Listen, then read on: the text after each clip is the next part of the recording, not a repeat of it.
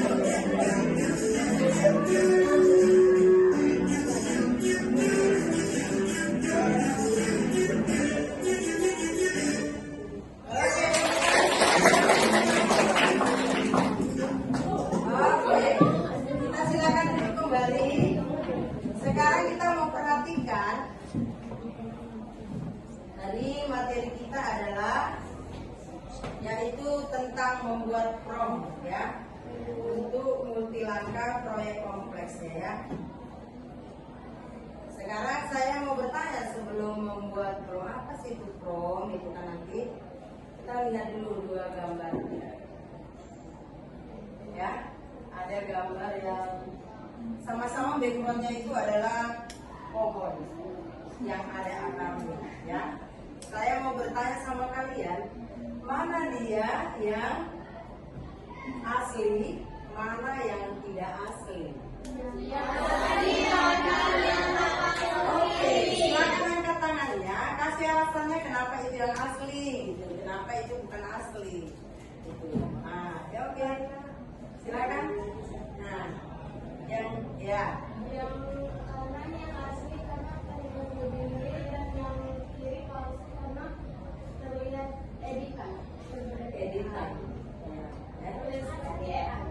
AI ya, atau AI ya, AI, artificial intelligence ya kan. Jadi yang asli yang mana tadi? Yang sebelah kanan, yang kiri adalah AI, yang palsu atau buatan manusia. Dia menggunakan AI itu tadi. Jadi kita sekarang mau belajar dia, yaitu bagaimana sih membuat yang seperti itu, ya, yaitu adalah prompt, ya. Prompt apa sih sebenarnya prompt itu? Maka kita bicara sekarang tentang apa itu prompt. Prompt itu adalah instruksi atau perintah AI agar menghasilkan jawaban atau solusi tertentu, ya. Kemudian kualitas hasil AI-nya tergantung dari kejelasan prompt, ya. Atau prompt itu dapat dikatakan petunjuk agar AI berpikir seperti yang kita mau, ya. Jadi kita mau belajar sekarang yaitu prompt-nya. Supaya menghasilkan foto atau jawaban yang baik, maka kita harus menggunakan prompt yang baik. Sekarang coba kamu buka, kita mau coba dulu ya. Mau kita coba dulu ChatGPT. Coba kamu buka dulu ChatGPT. Semuanya buka ChatGPT. Ya, kita coba buka ChatGPT. Ya.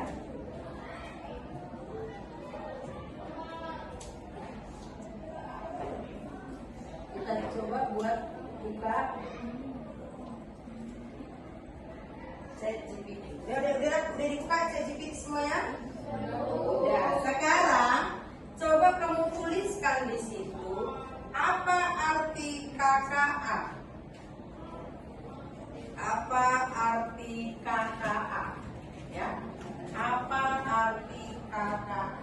Udah? Enter kan? Enter. Apa arti KKA? Udah dapat? Ada yang udah dapat? Apa itu KKA?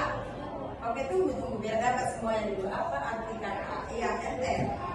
Oke, kita mau coba dari sebelah sini. Udah dapat? Ada yang dapat?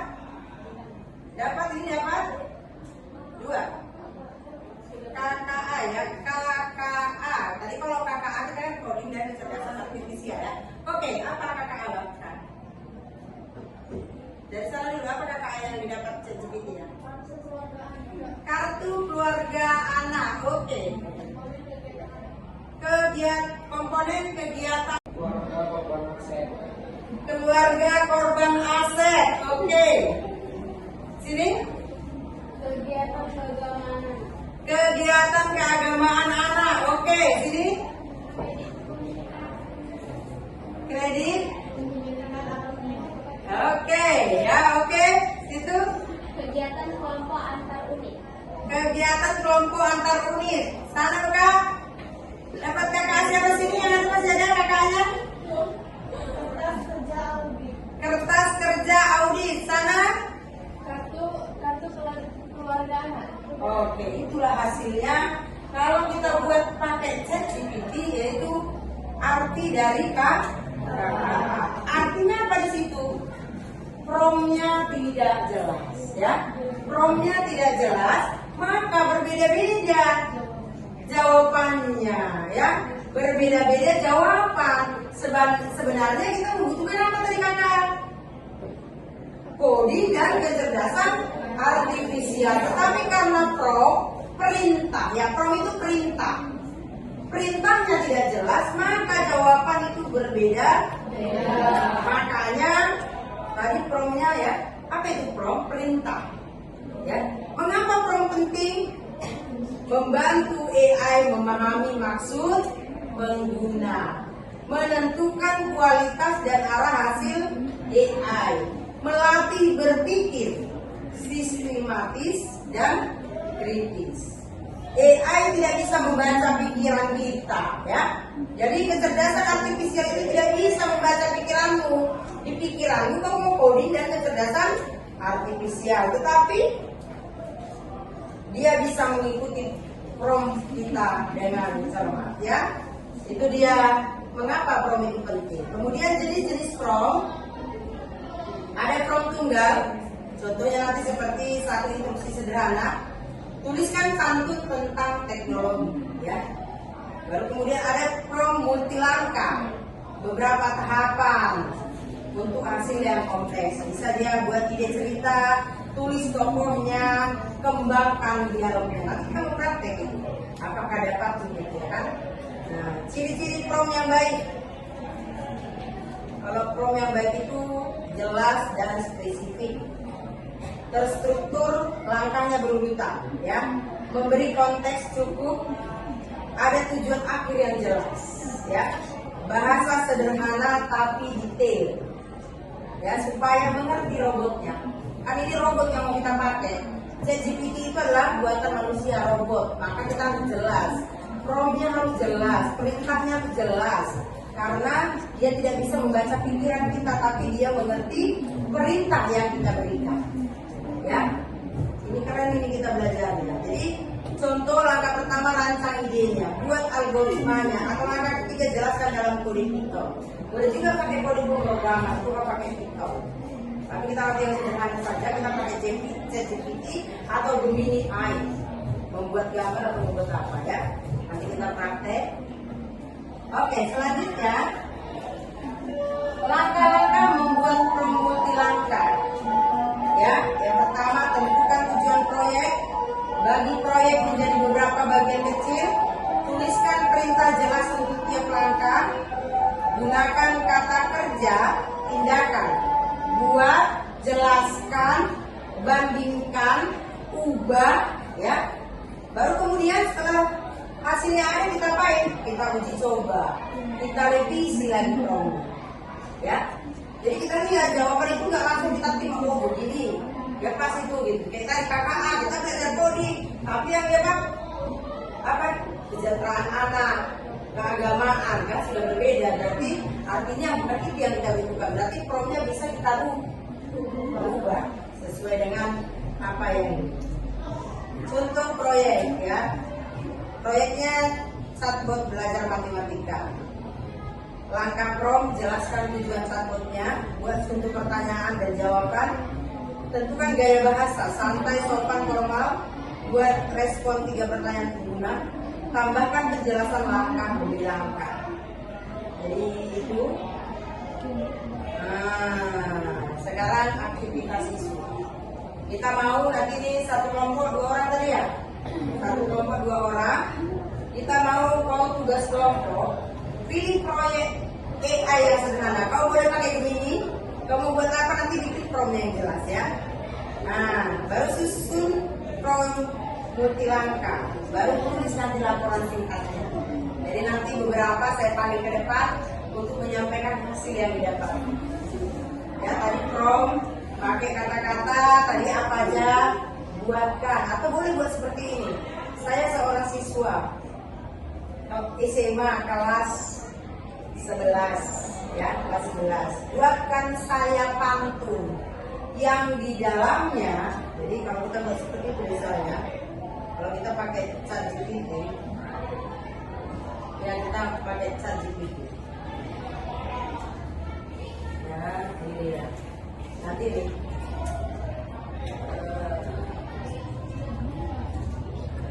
Kalau saya buat ini. Atau bisa ini, buatkan saya sebuah pantun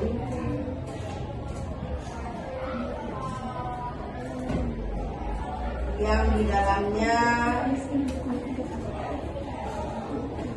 ada kata Deborah Sinambela dan matematika.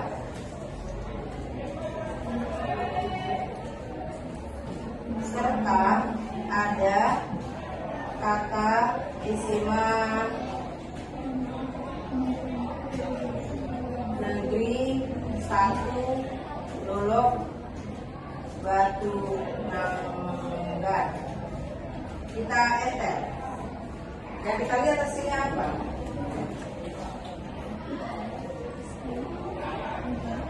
Hasilnya apa? Kita lihat. Nih, ke pasar beli mangga muda, dibungkus rapi dalam keranjang. Deborah Sinambela pintar tak ada dua, jago matematika, bikin bangga sekolah tercinta SMA Negeri 1 dulu. Jadi sesuai dengan pernyataan kita, jadi promnya itu jelas. Jadi nanti kamu mau minta, misalnya jawaban matematika kamu itu bagaimana? Nah ya, jadi kamu menggunakan ChatGPT. Ya seperti itu. Saya seorang siswa kelas 11. Buatkan saya jawaban. Baru ketikkan soalnya di situ. Yang singkat, boleh gitu, yang singkat, terurut dan mudah dipahami. Nah, seperti itu. Maka, tapi kalau buatkan saya jawabannya, nanti kamu bingung. Ya, jadi prompt gunanya itu. Maka begitulah kamu hari ini masuk, maka kamu mengetahui bagaimana cara mencari. Oke, sekarang kamu boleh menggunakan Cici ya, boleh menggunakan Cici, boleh menggunakan Gemini, boleh menggunakan ChatGPT. Buat dulu, ya, buat dulu. Atau sekarang tadi membawa soal matematika tadi.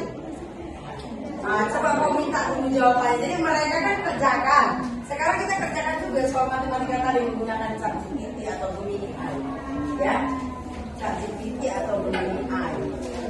Tetap kok, coba ambil kok di situ. FX-nya ini GX-nya ini. Buatkan saya jawabannya apabila fokus yang ini. Nah, coba buat ya. Bagaimana jawaban? Silakan kerjakan, nanti kita akan tanya jawab. Oke, saya kasih waktu 7 menit ya, 7 menit.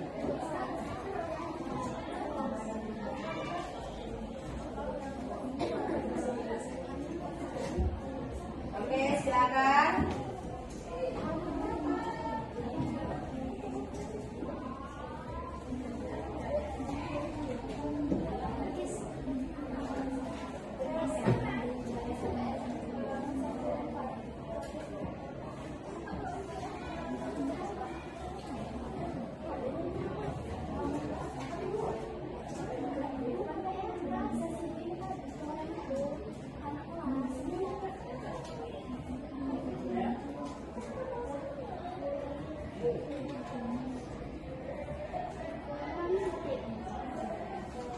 Oke, silakan.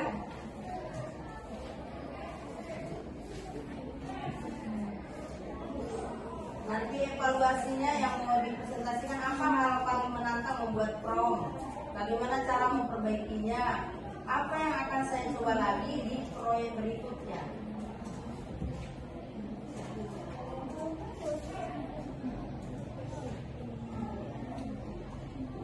Oke, silakan.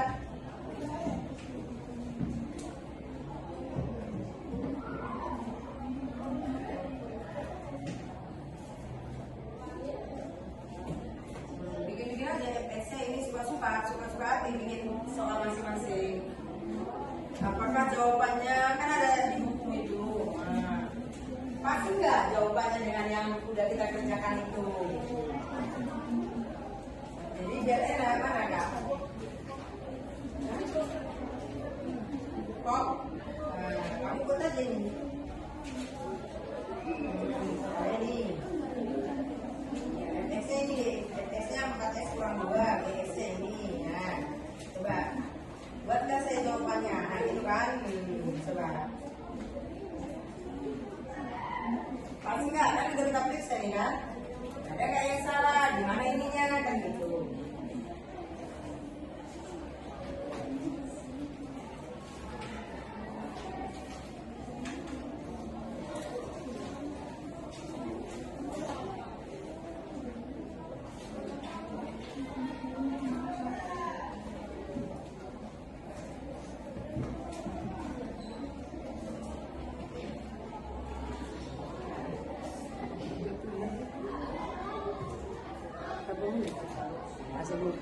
Ya.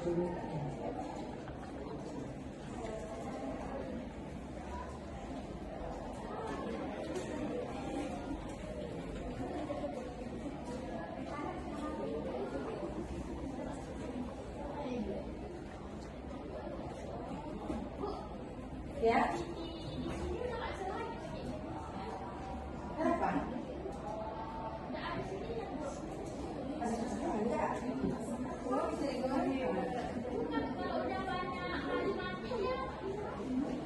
Pakai begini, pakai cici coba. Coba ya.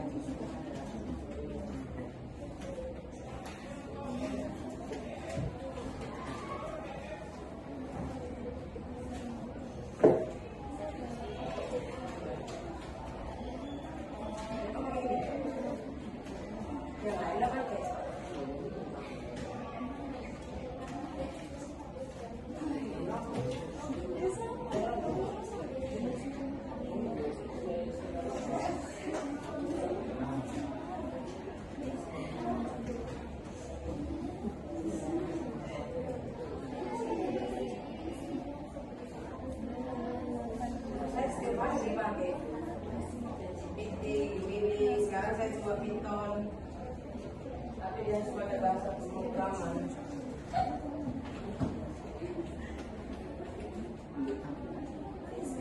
Udah dapat?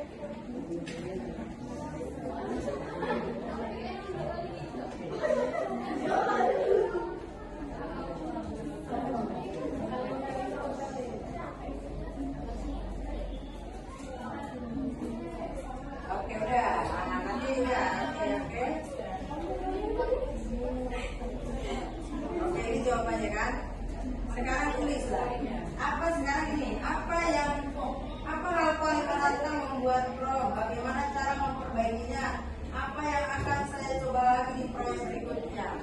Coba kau baca, udah pasti nggak jawaban yang diberikan oleh yang kau tanyakan tadi, prom yang kau berikan kan sudah ada. Sekarang pas sudah jawabannya, pasti nggak jawabannya.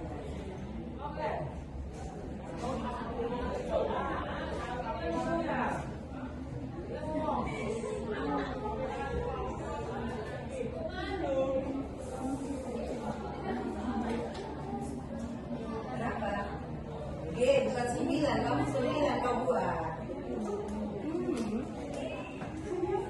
G, apa ya? Mana ada 9? GX.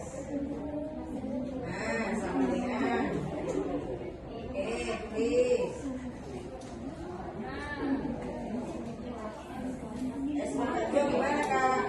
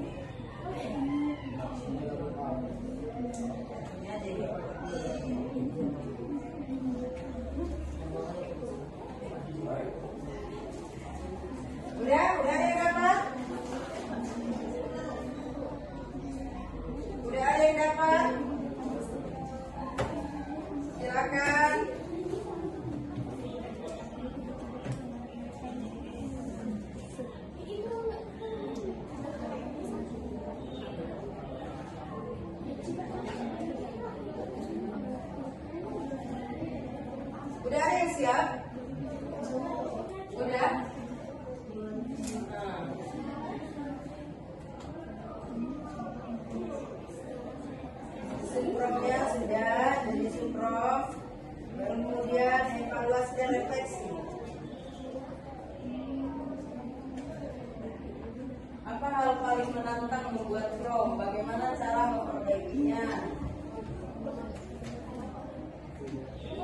Oke. Karena Pak nanti jawaban yang di atas sudah dapat, apa sih tantangannya kan sudah dapat kan? Nah, kenapa?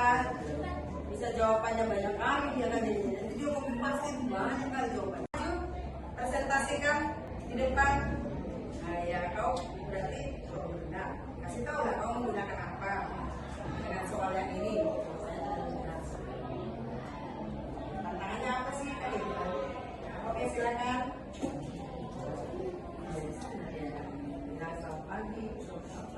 Oke. Selamat pagi teman-teman. Pagi. Jadi soal yang kita bisa baca paling menantang buat prom yang paling menantang itu kita jika menghadapi kesalahan. Kalau cara memperbaikinya itu kita gunakan metode trial and error. Kalau masih kurang betul hasilnya menurut Anda sekalian bisa diulang lagi atau dibuat yang lebih bagus, bisa langsung diketik aja ke AI-nya.